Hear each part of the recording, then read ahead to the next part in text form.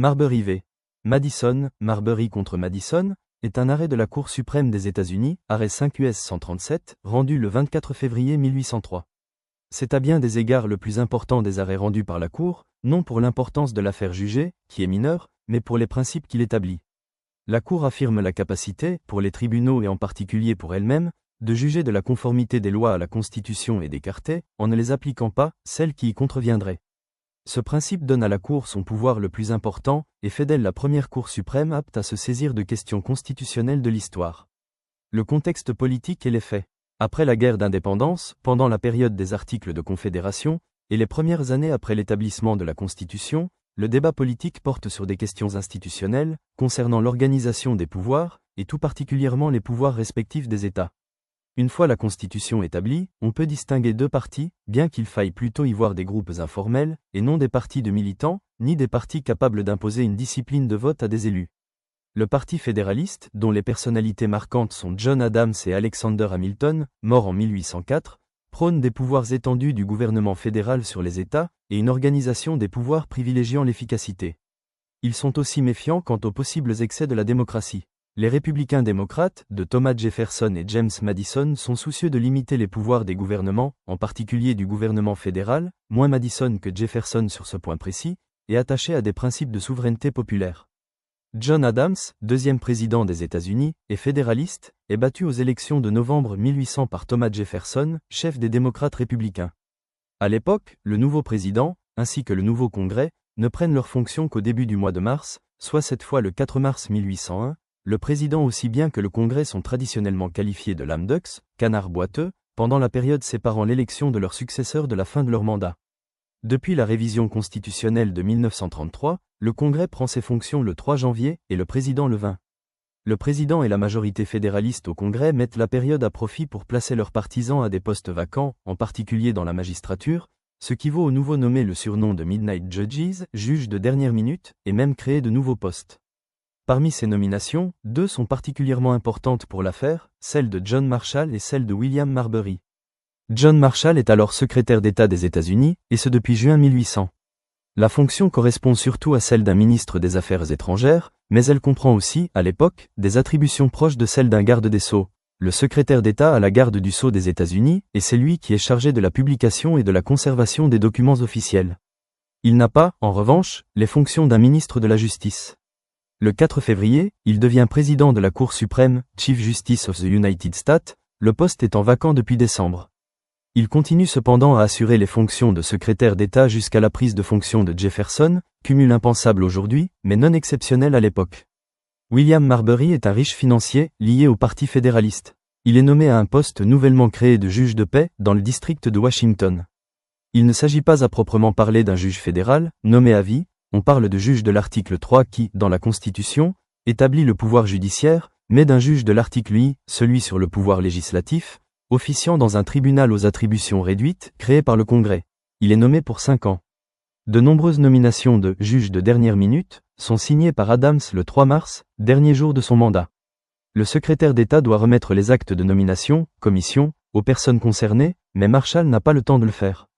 Le nouveau président Jefferson nomme James Madison secrétaire d'État et lui ordonne de ne pas remettre les nominations. Il est possible que quelques-unes d'entre elles aient néanmoins été remises à leur destinataire. Celle de Marbury en tout cas ne l'est pas, et il se trouve ainsi empêché d'occuper son poste.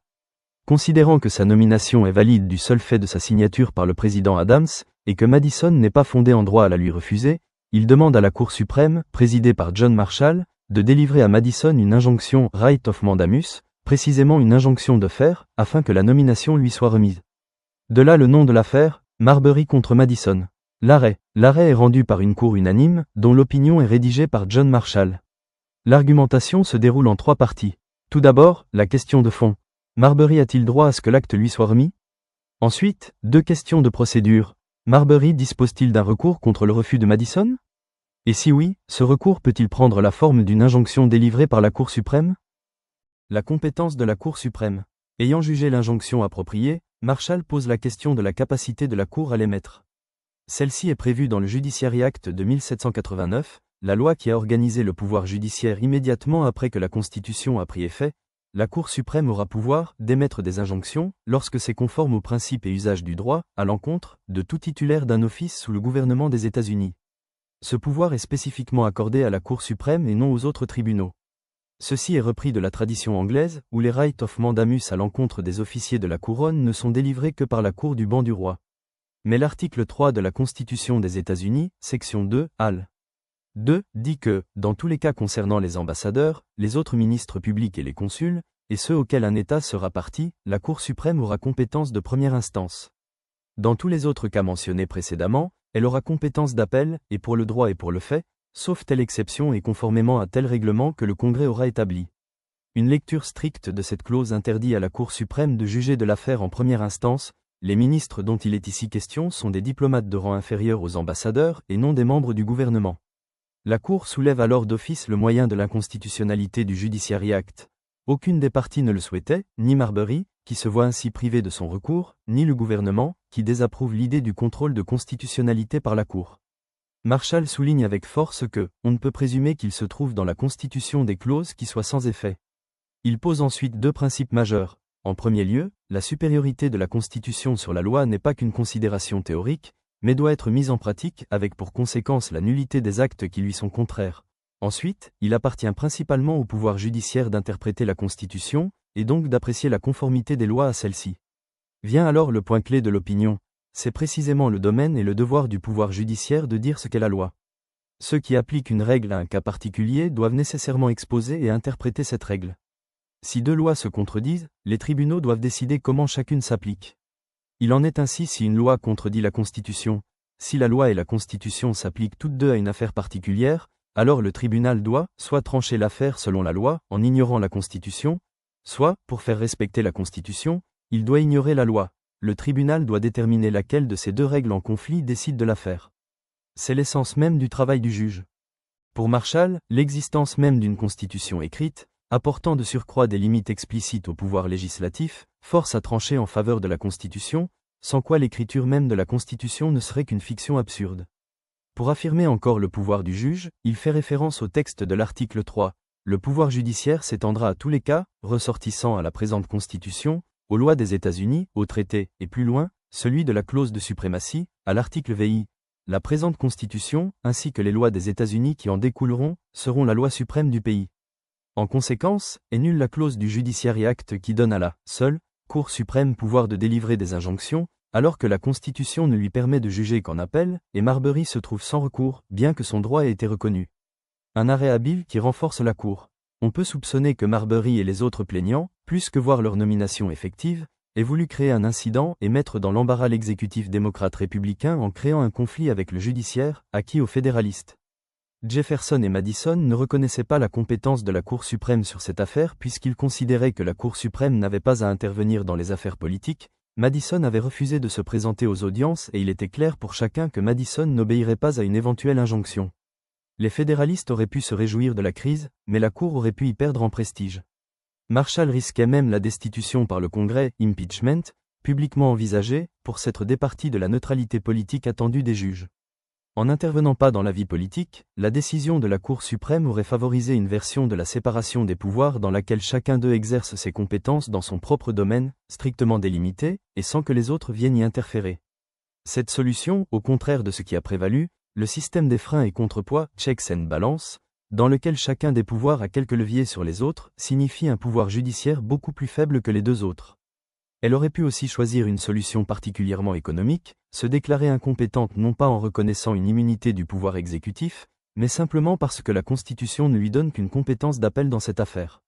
Au regard de l'arrêt finalement rendu, qui ne conclut à l'incompétence qu'après avoir examiné l'affaire au fond, cette solution, politiquement sans conséquence, pouvait sembler juridiquement mieux fondée, voir par exemple le court arrêt ex parte McCardle, 74 US 506, 1868, qui débute ainsi, la première question est nécessairement celle de la compétence, juridiction.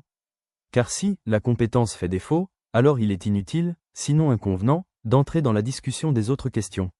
La solution retenue est particulièrement habile. La Cour, tout en reconnaissant l'existence d'un domaine dans lequel l'exécutif peut agir hors de tout contrôle juridictionnel, limite fermement ce domaine. Elle a de plus l'avantage, dans le combat politique du moment, de déclarer que Madison, en suivant les ordres du président, est dans l'illégalité. Pour autant, puisqu'elle n'a aucun effet pratique, qu'elle ne permet pas à Marbury d'occuper son poste, ne contient pas d'injonction, il est impossible à l'exécutif de résister à la décision, d'empêcher son application, il n'y a rien à appliquer. Jefferson peut tout au plus critiquer, ce dont il ne se prive pas. Enfin et surtout, la Cour estime qu'elle est l'institution qui est en mesure de prononcer la constitutionnalité des lois et de rejeter celles qui ne sont pas en conformité avec la Constitution. Il a été remarqué qu'en l'espèce, l'inconstitutionnalité du Judiciary Act n'avait rien d'évident. D'abord, une lecture moins stricte de l'article 3 était possible. Le texte en cause est, dans tous les autres cas, elle aura compétence d'appel, et pour le droit et pour le fait, sauf telle exception et conformément à tel règlement que le Congrès aura établi. Marshall y lit que le Congrès n'est pas libre de donner à la Cour compétence originelle en dehors des cas prévus.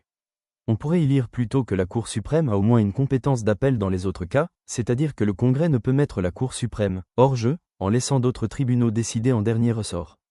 Ou plus simplement, en s'appuyant sur les derniers mots, sauf telle exception que la Constitution donne une compétence par défaut, qui ne vaut que quand le Congrès ne choisit pas une autre formule. On note toutefois que cette partie de l'article 3 section 2 n'est pas citée dans l'arrêt. C'est cela qui rend possible l'interprétation critiquable, sinon erronée, de la Cour. Dans le même esprit, l'article 2, section 2 prévoit, par défaut, que le président nomme avec le consentement du Sénat au poste créé par la loi, mais que la loi peut en disposer autrement. Même en acceptant l'interprétation stricte de Marshall sur l'article 3, une lecture conciliante du Judiciary Act était possible. Elle consistait à considérer que la Cour ne pouvait émettre d'injonction que lorsqu'elle est compétente en première instance. Si l'on peut contester aux tribunaux le pouvoir de déclarer une loi contraire à la Constitution, on leur reconnaît en général celui de chercher, dans la mesure du possible, à interpréter de manière compatible deux normes également applicables.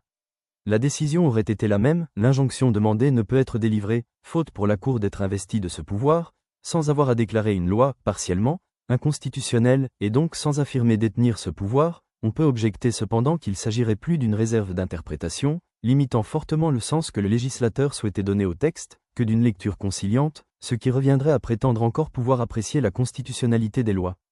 En revendiquant et en exerçant le contrôle de constitutionnalité des lois, la Cour suprême place le pouvoir judiciaire sur un pied d'égalité avec les deux autres, bien loin de Montesquieu qui écrivait, à propos de l'Angleterre, que « le pouvoir judiciaire est en quelque sorte nul, parce qu'il ne juge que de questions particulières et jamais générales ».